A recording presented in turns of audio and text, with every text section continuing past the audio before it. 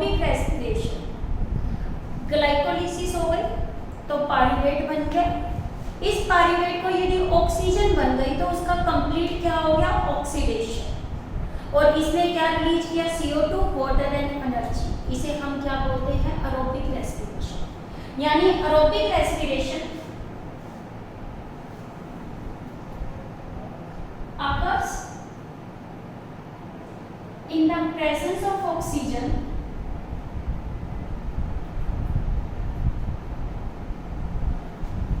in which oxygen act as a acceptor of electron, acceptor of electron। इसमें oxygen act करती है, ये question बहुत इंपॉर्टेंट है नीट पॉइंट ऑफ व्यू से भी, कि ऑक्सीजन इसमें कैसे बिहेव करती है, एक्ट करती है as a acceptor of electron, final acceptor of electron।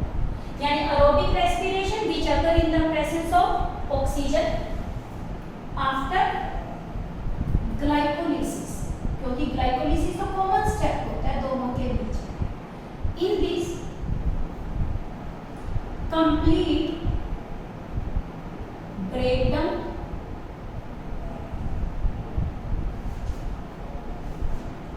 of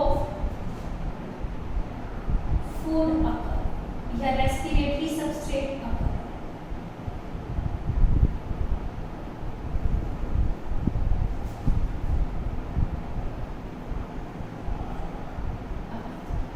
अब देखो एरोबिक रेस्पिरेशन की हम रिएक्शन करें। सबसे पहले आपको पता है क्या है, ग्लाइकोलिसिस, C6H12O6। इसने अपने आप को कन्वर्ट किया किसमें, पार्विक एसिड या पाइरूवेट में। इसका फॉर्मूला होता है C3H4O3, ठीक है। अब इस पाइरूवेट को ऑक्सीजन मिल गई तो ये पाइरूवेट कन्वर्ट हो जाता है एसिटाइल कोए। किसमें कन्वर्ट होता है, एसिटाइल कोए। ये रिएक्शन में यहाँ पे क्या था, ग्लूकोज। स्टेप यहाँ किसमें हो रहा था,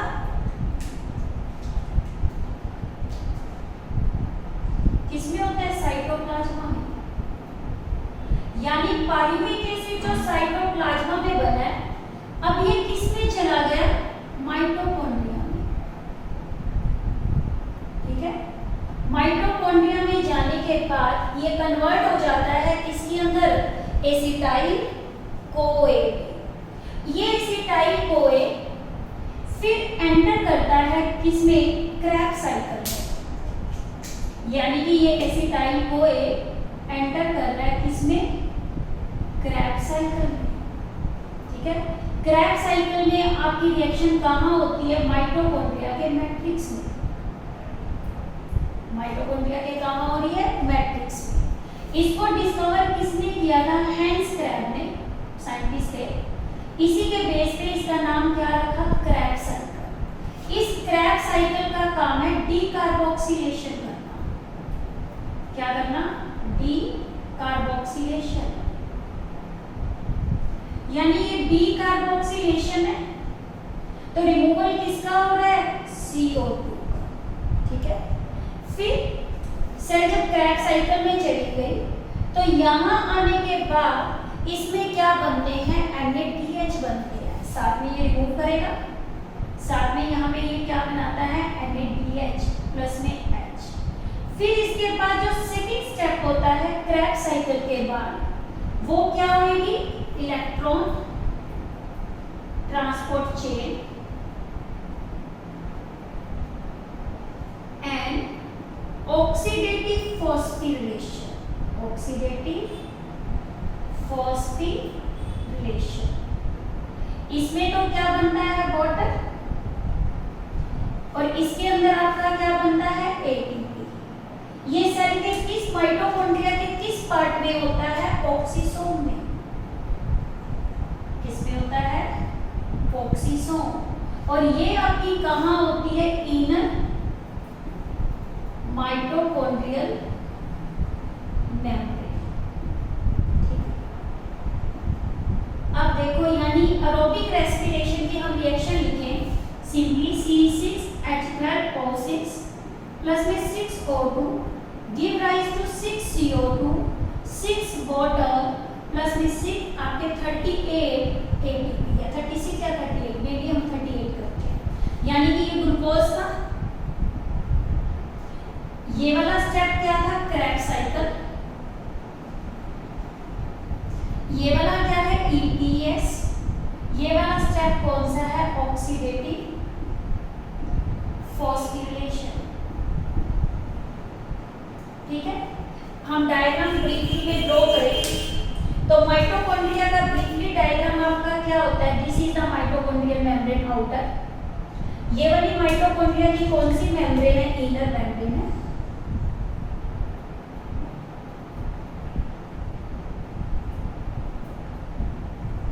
ये वाली, और ये वाली स्ट्रक्चर जो प्रेजेंट है माइटोकॉन्ड्रिया के अंदर, इस पे जो लगे हुए हैं वो क्या लगे हुए हैं?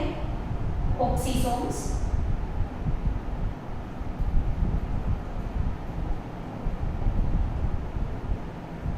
और ये वाला पार्ट क्या है? मैट्रिक्स।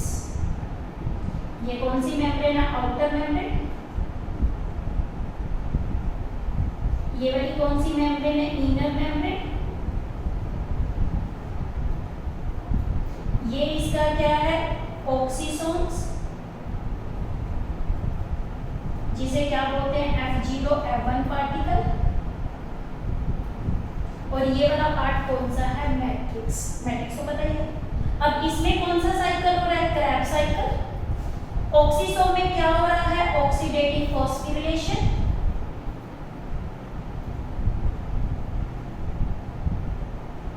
और इनर मेम्ब्रेन में आपकी क्या हो रही है? ETS। क्या है? ETS या ETC, इलेक्ट्रॉन ट्रांसपोर्ट चेन या इलेक्ट्रॉन ट्रांसपोर्ट सिस्टम। ठीक है, ये सारे स्टेप हमारे किसके होते हैं? एरोबिक रेस्पिरेशन के। यानी कि इसमें क्या हो रहा है? एक तो इलेक्ट्रॉन को एक्सेप्ट कर रहा है ऑक्सीजन। सेकंड, यहाँ देखो, यहाँ हाइड्रोजन कितने थे? 12 थे, बट पायरुविक एसिड में यहाँ पे कितने हैं? 4 है। ये हाइड्रोजन तो रिमूव हो गए थे, बाकी ये सारे हाइड्रोजन यहाँ से क्या होते हैं? रिमूवल होता है इनका। कहाँ से? पायरुवेट से। किसमें? Aerobic respiration. अब देखो, एरोबिक रेस्पिरेशन के क्या होते हैं? 2 क्रूशियल इवेंट्स हैं। 2 क्रूशियल इवेंट्स। पहली बात, एरोबिक रेस्पिरेशन कहाँ होती है? Cytoplasm plus mitochondria. ठीक है, इन दोनों में होती है। दो क्रूशियल स्टेप क्या है? पहला स्टेप तो आपको बताया क्या? Complete breakdown of food. यानी कि इसमें क्या होता है? फर्स्ट इसका event, the complete oxidation of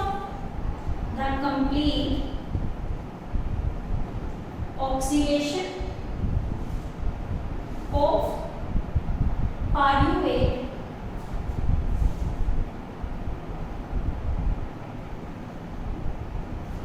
the complete oxidation of the pyruvate by stepwise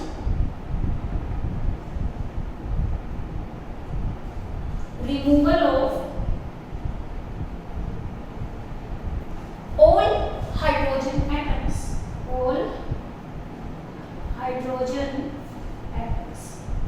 यानी ये all हाइड्रोजन एटम किससे? पायरुवेट से। जो 4 हाइड्रोजन एटम्स हैं, इनका क्या होना? रिमूव होना। and leaving 3 molecules of कितने molecules? 3 molecules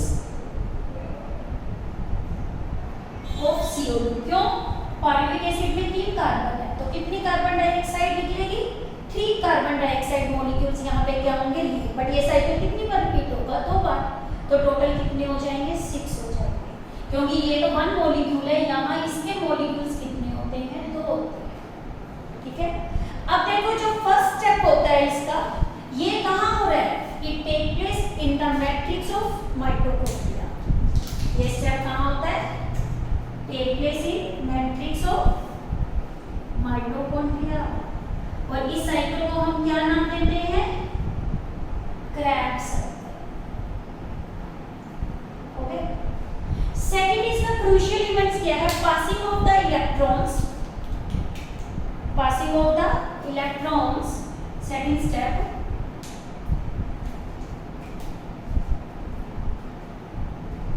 passing of electrons, ठीक है।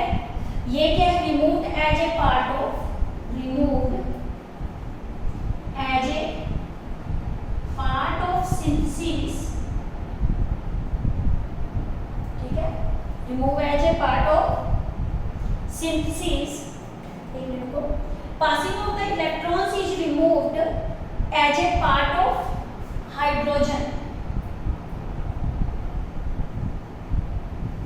ठीक है, atoms to form molecular O2 with simultaneous synthesis of ATP, synthesis of ATP. These are the two NCERT point कि very important कौन कौन से दो crucial events होते हैं कब, जब aerobic respiration होती है, और जो second process होता है वो located कहाँ होता है, located in inner membrane of mitochondria। ये कहाँ located है, inner membrane of mitochondria। ये पॉइंट्स मैं आपको पहले भी बता चुकी हूँ। क्या बताया था आपको, CO2 जो बनती है वो कौन से बनती है, क्रैब साइकिल से। क्रैब साइकिल आपका कहाँ होता है, मैट्रिक्स में होता है। क्रैब साइकिल कहाँ होता है, मैट्रिक्स के अंदर होता है। सेकेंड आपको मैंने बताया इसमें साथ साथ क्या होता है, ऑक्सीडेशन कंप्लीट हो जाता है और स्टेप वाइज प्रोसेस भी होता है। फिर passing of electrons removed as a part of hydrogen atoms to form molecular oxygen. जैसे ही इलेक्ट्रॉन पास करते हैं तो वो क्या हो जाते हैं, रिमूव्ड हो जाते हैं हाइड्रोजन एटम से, और ये मिलकर बाद में क्या बनाते हैं, ऑक्सीजन उसको ले लेगा तो मोलिकुलर ऑक्सीजन बननी शुरू हो जाएगी। साथ साथ सिंथेसिस किसकी हो जाती है, एटीपी की। यानी कि अब हमें एरोबिक रेस्पिरेशन स्टार्ट करनी है तो हमें पहले किसमें जाना है, क्रैब साइकिल। क्रैब साइकिल में जाने से पहले जो क्या होता है, पायरुविक एसिड बनता है। ये पायरुविक एसिड साइटोप्लाज्मा से कहाँ ट्रांसफर होता है, माइटोकॉन्ड्रिया में, और मिलकर क्या बनाता है, एसिटाइल कोए। इसे हम बोलते हैं oxidative decarboxylation of pyruvic acid. ठीक है, ये हो गया क्लियर कि एरोबिक ऑक्सीजन की प्रेजेंस में। फिर बता दिया ब्रेकडाउन कंप्लीट होता है इसमें रेस्पिरेटरी सबस्ट्रेट का, और इसके अंदर क्या होती है आपकी क्रैब साइकिल है, इलेक्ट्रॉन ट्रांसपोर्ट चेन है, और एक क्या है आपकी ऑक्सीडेटिव टोफोस्फोरिलेशन। ठीक है, अब हम कर रहे हैं oxidative decarboxylation of pyruvic acid.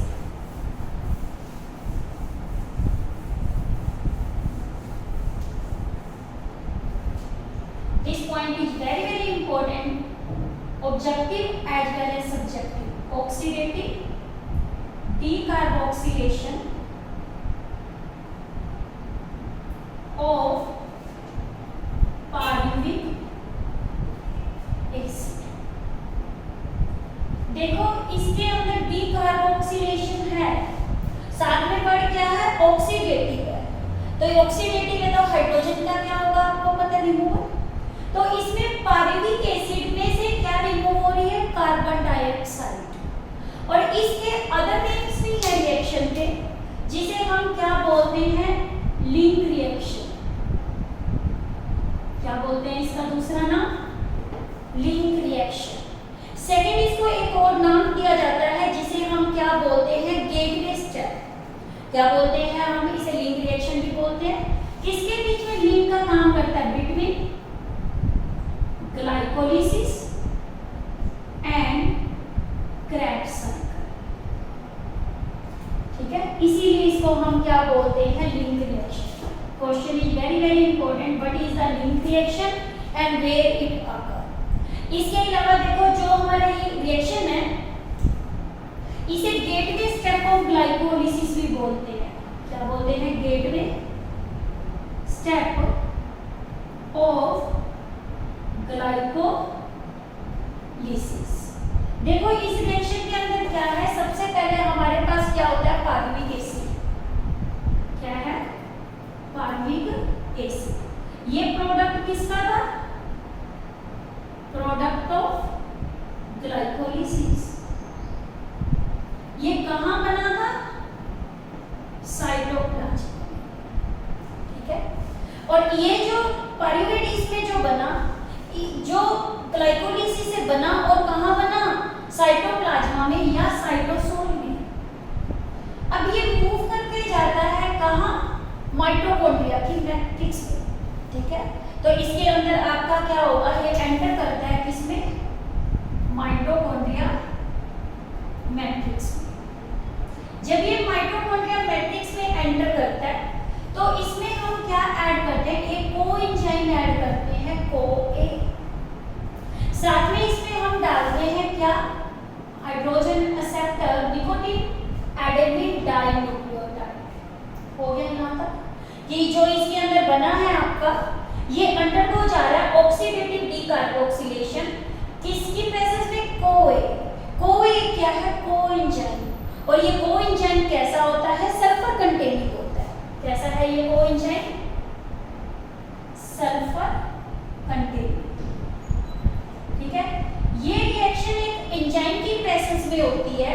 इस रिएक्शन के अंदर जो एंजाइम काम करता है इसे बोलते हैं पाइरुवेट डीहाइड्रोजिनेज।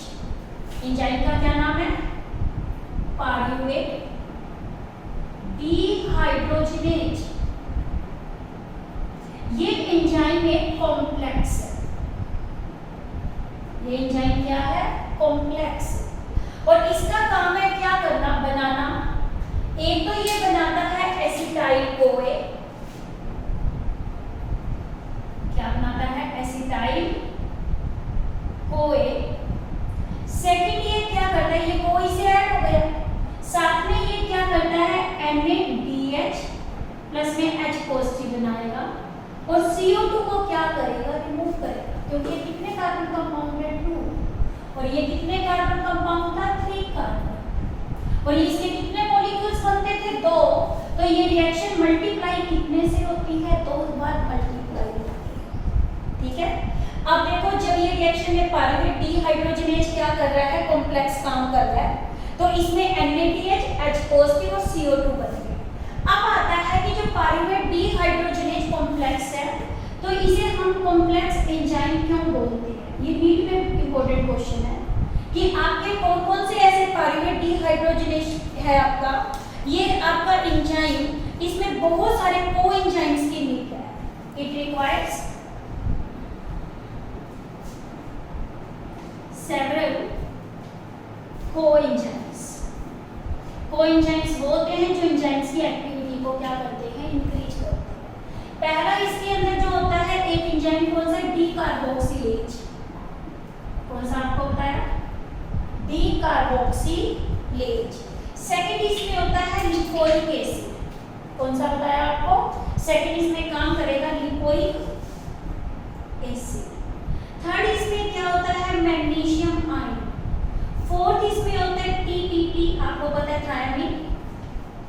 थायमिन एक क्या है, विटामिन बी क्या है, और पायरो फॉस्फेट। हो गया मतलब। और फिफ्थ इसका कैसा होता है, ट्रांस एसिटाइलेज। ट्रांस एसिटाइलेज, इसीलिए इस एंजाइम को हम क्या बोलते हैं, कॉम्प्लेक्स बोलते हैं। ठीक है, यानी कि इस रिएक्शन का नाम क्या बताया आपको, लिंक रिएक्शन। और लिंक रिएक्शन आपकी जब होती है तो एसिटाइल कोए बनता है। जो ये एसिटाइल कोए बनता है ये एंटर कर जाता है, ये रेस्पिरेटरी सबस्ट्रेट है। अब ये सबस्ट्रेट है किसके लिए, फॉर क्रैब साइकिल। यानी जो क्रैब साइकिल स्टार्ट होगा वो किससे स्टार्ट होगा, एसिटाइल कोए से। और ये रिएक्शन कहाँ हो रही है, माइटोकॉन्ड्रिया के कहाँ हो रही है, मैट्रिक्स में हो रही है। यानी कि ये काम कर रहा है किसके बीच में, ग्लाइकोलिसिस के बीच में और क्रैब साइकिल के बीच में। इसीलिए इसे हम क्या बोलते हैं, क्या बोलते हैं, लिंक रिएक्शन। और इसे गेटवे स्टेप ऑफ बोलते हैं हम, किसका, ग्लाइकोलिसिस का। एक अदर नाम भी कई साइंटिस्ट देते हैं का मतलब क्या होता है? मिड। यानी कि इस रिएक्शन का नाम और क्या है? Transition reaction. और ये हमारा क्या है? इंट्रोडक्शन है regarding about the aerobic respiration. ये एसिटाइल कोई जो बन गया किस में एंटर कर जाएगा? क्रैब साइकिल में। और नेक्स्ट लेक्चर के अंदर हम स्टडी करेंगे Krebs cycle, what is the other names of the Krebs cycle.